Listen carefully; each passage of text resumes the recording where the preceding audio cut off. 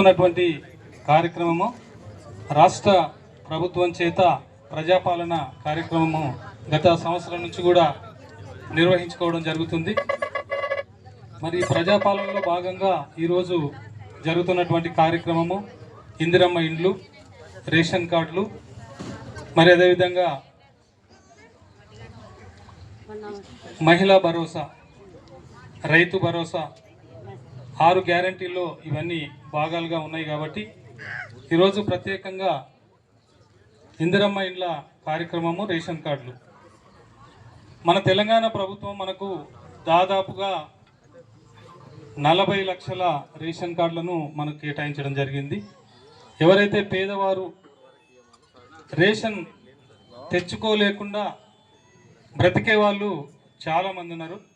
మరి వారి కోసం ఇవాళ రాష్ట్ర ప్రభుత్వం 40 లక్షల రేషన్ కార్డులను ప్రవేశపెట్టింది.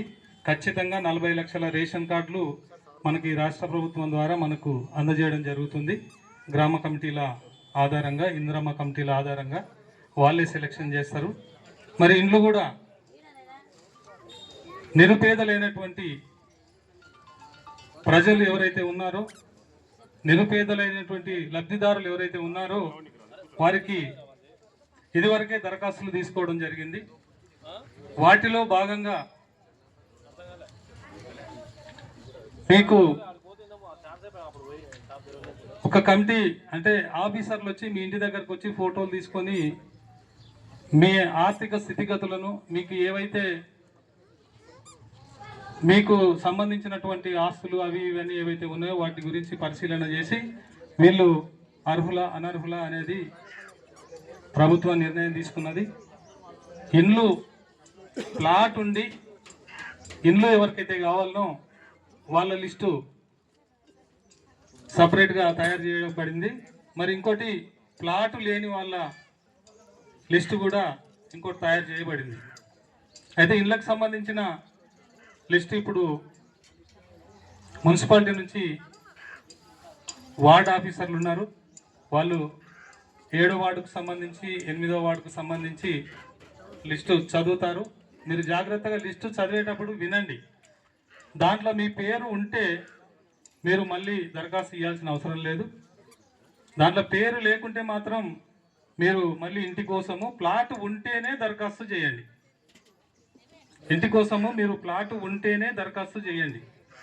ప్లాట్ లేని వాళ్ళకు ప్రస్తుతం గవర్నమెంట్ జీవో పెట్టలేదు. ఒకవేళ ప్లాట్ లేని వాళ్ళ ఏమైనా ఉంటే డబుల్ బెడ్రూమ్కు సంబంధించి కన్స్ట్రక్షన్ చేసి ఇస్తారేమో, ఇంకా అయితే అది చేయలేదు. ప్లాట్ ఉన్న వాళ్ళు మాత్రమే దరఖాస్తు ఇవ్వండి. ఇది స్పష్టంగా మీకు అందరికీ కూడా ఇదివరకు తెలియజేసినారు. మీ ఇంటికి వచ్చినప్పుడు కూడా వాళ్ళు స్పష్టంగా మీకు చెప్పి ఉంటారు లబ్ధిదారులకు. మరి ఆర్థిక వ్యవస్థ అనేది కూడా మనందరికీ కూడా చాలా ఇంపార్టెంట్. మీ కుటుంబంలో ఎవరైనా పెద్దలు సంపాదిస్తున్నారంటే మీకు అబ్జర్వేషన్ ఉంటుంది ఆర్థిక వ్యవస్థ మీద. మీ భర్త బయటికి వెళ్ళి 1000 2000 రోజు సంపాదించుకొస్తుంటే దాని మీద మీకు ధ్యాస ఉంటుంది. 500 సంపాదించుకొచ్చిన ధ్యాస ఉంటుంది, 200 సంపాదించుకొచ్చిన ధ్యాస ఉంటుంది. ఆ విధంగా మనము ఒక ఇంటి వ్యవస్థలో ఆర్థిక వ్యవస్థను, ఇంటి పెద్ద మనిషి కానివ్వండి, మీరు కానివ్వండి, మహిళలు కానివ్వండి, ఇవాళ మహిళలు ఇంట్లో ఆర్థిక వ్యవస్థను చాలా చక్కగా అందరు కూడా చక్కబెట్టుకుంటున్నారు అన్నది మీకు అందరికి కూడా తెలుసు. ఇంట్లో ఎవరైతే ఆర్థిక వ్యవస్థను చక్కబెట్టుకుంటారో, మరి అదేవిధంగా ఊరుకు సంబంధించిన గవర్నమెంట్ కానివ్వండి, లేకపోతే మన జిల్లాకు సంబంధించింది కానివ్వండి, మండలానికి సంబంధించింది కానివ్వండి, రాష్ట్రానికి సంబంధించింది కానివ్వండి, మన భారతదేశానికి సంబంధించింది కానివ్వండి, ఆర్థిక వ్యవస్థను ఎవరైతే చక్కబెడతారో వాళ్ళు గొప్పవాళ్ళుగా పరిగణించబడతారు అన్నది నేను ఈ సందర్భంగా మీకు తెలియజేస్తున్నాను. మరి ఎందుకు చెప్తున్నాను ఈ మాట అంటే, మన రాష్ట్రం ఏర్పడ్డప్పుడు, తెలంగాణ రాష్ట్రం ఏర్పడ్డప్పుడు మన రాష్ట్ర బడ్జెట్ 76,000 కోట్లు మిగులు బడ్జెట్. మీకు అందరికీ తెలియాలి విషయము.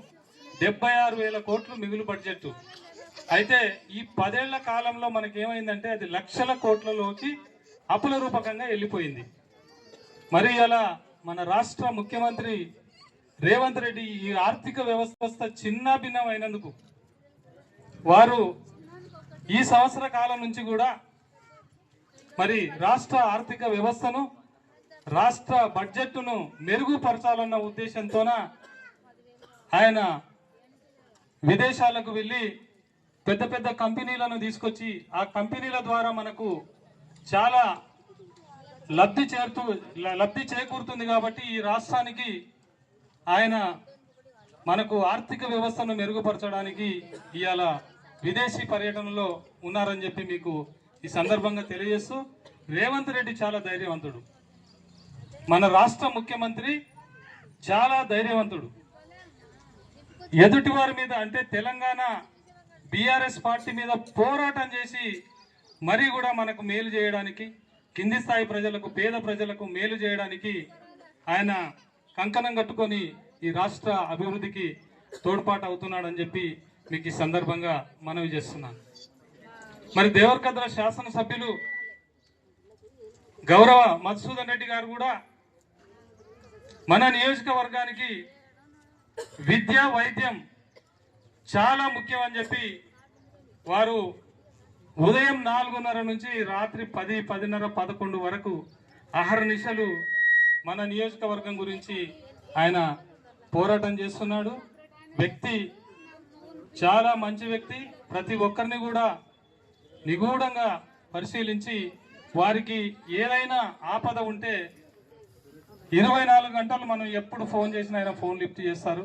మన కోసం, బడుగు బలహీన వర్గాల కోసం, పేద ప్రజల కోసం, పేదల అభ్యున్నతి కోసం ఆయన అహర్నిశలు కృషి చేస్తున్నారని చెప్పి నేను ఈ సందర్భంగా మీకు అందరికీ తెలియజేస్తూ, మరి మీకు ఇదివరకే చెప్పిన నేను ఇండ్లది, రేషన్ కార్డులది లిస్టు చదివిన తర్వాత ఆ లిస్టులో పేరు లేకుంటే వార్డ్ ఆఫీసర్లు ఉంటారు, వాళ్లకు ఆ పేర్లు మీరు ఒక ఫామ్ ఇస్తారు. ఆ ఫామ్ ఇచ్చిన తర్వాత మీరు అది ఫిలప్ చేసి, మీకు తెలియకుంటే ఎవరితోనన్నా ఫిలప్ చేసి ఆ ఫామ్ వార్డ్ ఆఫీసర్కి ఇవ్వండి. మిగతా వాళ్ళకి ఎవరికి ఇవ్వకండి. ఇక్కడ ఉన్న వాళ్ళకు 2 వార్డులకి 2 ఆఫీసర్లు ఉంటారు, వాళ్ళకు మాత్రమే మీరు ఫిలప్ చేసిన ఇందిరమ్మ ఇంటి ఫామ్ కానీ, ఇందిరమ్మది రేషన్ కార్డు ఫామ్ కానీ వాళ్ళకే ఇచ్చేసేయండి. మిగతా వాళ్ళకి ఎవరికి కూడా మీరు ఇవ్వకండి. రేషన్ కార్డులు ఖచ్చితంగా వస్తాయి. మీరు నమ్మాలి, కాంగ్రెస్ గవర్నమెంట్ అంటేనే, కాంగ్రెస్ అంటేనే కలయిక, ప్రజలతో కలిసిపోతుంది. మనకు కాంగ్రెస్ ఇప్పుడు ప్రభుత్వాన్ని నెలకొల్పింది.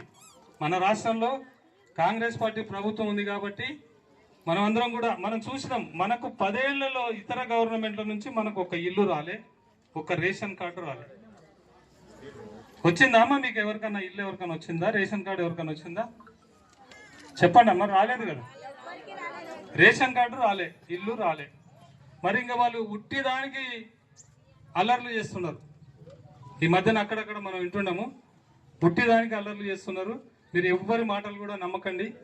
దయచేసి మీరు కాంగ్రెస్ ప్రభుత్వం మీద నమ్మకం పెట్టండి. అర్హులైన వాళ్ళందరికీ ఇల్లు ఖచ్చితంగా ఇస్తుంది విడతల వారీగా. ఇది మొదటి విడత. మనకు వార్డుకు ఖచ్చితంగా 25 ఇళ్ళు వస్తాయి.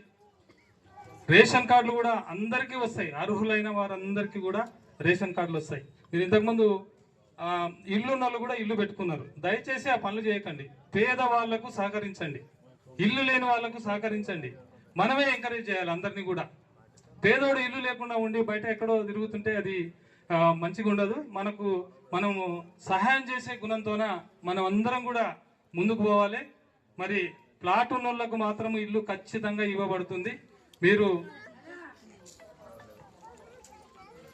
మీరందరూ కూడా ఇది గమనించి ముందుకు సాగాలని ఈ సందర్భంగా మీకు అందరికీ తెలియజేస్తూ, మరి ఈరోజు ఇళ్ల కోసము, రేషన్ కార్డుల కోసం వచ్చిన మహిళలందరికీ కూడా నేను శిరస్సు వంచి నమస్కరిస్తూ నా యొక్క ఉపన్యాసాన్ని ముగిస్తున్నాను. జై హింద్.